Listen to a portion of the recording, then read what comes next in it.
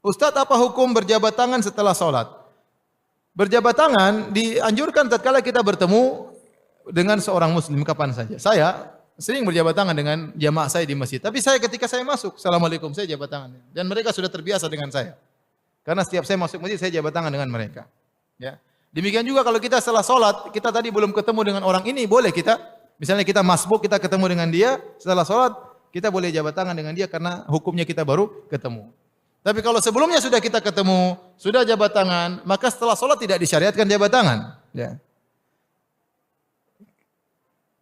Kenapa? Karena jabat tangan setelah sholat dianggap oleh sebagian orang sebagai suatu syariat yang menyertai sholat.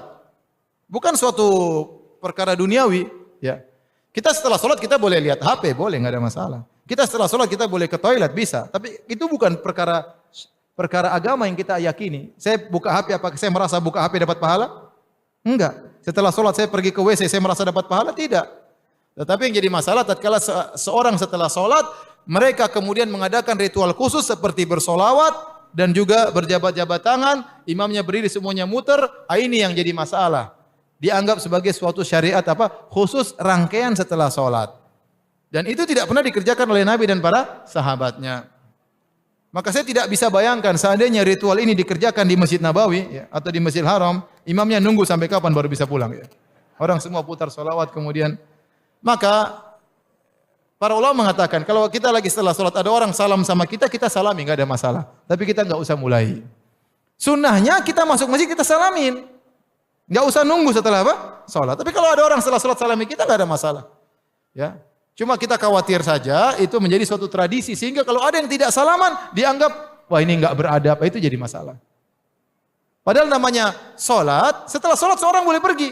Terkadang ritual setelah salat itu lebih lama daripada salatnya, itu jadi masalah. Salatnya 5 menit, ritualnya 10 menit.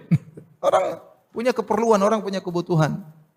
Maka saya ulangi, kalau kita habis salat, sunnahnya adalah kita sebelum salat kita ketemu orang salaman. Kecuali tadi orang kita masbuk, belum ketemu dia, kita boleh salaman. Karena hukumnya kalau ketemu kita bersalaman. Tapi kalau sudah kita salaman, sebelumnya sudah salaman, setelah sholat ya sudah kita sibuk berzikir.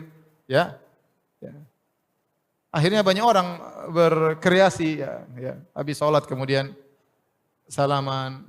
Taqabbalallahu minna wa minkum. Allahumma sholli, berdiri. Salatullah, berkeliling. Akhirnya repot juga ya.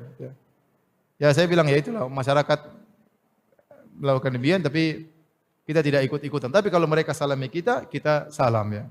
Enggak ada masalah.